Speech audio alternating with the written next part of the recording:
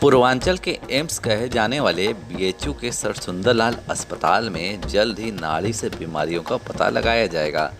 BHU के आयुर्वेद संकाय ने इसके लिए पहल की है, जिसके तहत बीएचयू अस्पताल में नाड़ी परीक्षण ओपीडी सेवा की शुरुआत होगी।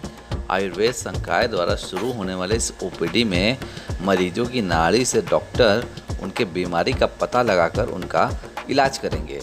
भारतीय चिकित्सा केंद्रीय परिषद ने इसको मंजूरी भी दे दी है। सब कुछ ठीक रहा तो बहुत ही जल्द इसकी शुरुआत भी हो जाएगी। बीएचयू आयुर्वेद संकाय के असिस्टेंट प्रोफेसर सुशील कुमार वैद्य ने बताया कि दिसंबर 2019 में नाड़ी परीक्षण के लिए आयुष मंत्रालय को प्रस्ताव भेजा गया था, जिसके बाद मंत्रालय ने इसे गंभीरता से लेते हुए भारतीय चिकित्सा केंद्रीय परिषद को इसके अध्ययन के लिए भेज दिया। 2 साल के अध्ययन के बाद अब इस प्रस्ताव पर मुहर लगी है। बताते चले कि भारत के इस प्राचीन पद्धति से न सिर्फ रोगियों के बीमारी का सही पता चलेगा, बल्कि उनका इलाज भी ठीक ढंग से हो पाएगा। इसके अलावा इस ओपीडी सेवा की शुरुआत के बाद इस प्राचीन पद्धति को भी बढ़ावा मिलेगा।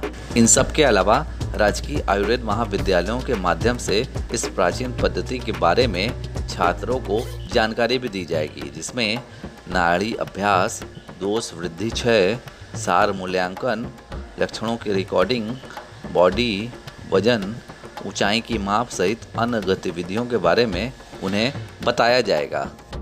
जनता में सबसे पहले जब भी कोई जनता में आयुर्वेद की चिकित्सा के लिए आता है तो उसका पहला मूल उद्देश्य होता है कि नाड़ी के द्वारा हमारा रोगों का पता लगाया जाए।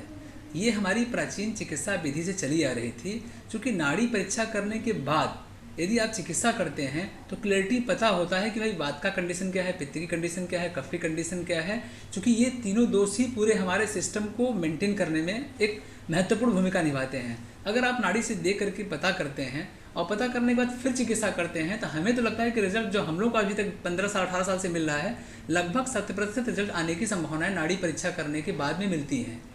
एक तो जनता की अभिरुचि है, दूसरा सरकार के द्वारा इतने लंबे समय से इस पे कोई फोकस नहीं किया गया था।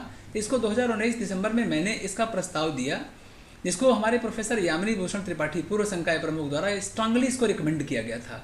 फिर दिसंबर के बाद में जनवरी में भारत सरकार से पत्र आया कि आपकी क्रियान्वयन के लिए हम जो CCIM है, central council of Indian medicine को भेजा गया था, और 2 साल परीक्षण के बाद में पूरे भारत के समस्त आयुर्वेदिक महाविद्यालयों में नाड़ी और प्रकृति ओपीडी चलाए जाने का भारत सरकार ने मंजूरी दिया गजट में अपने।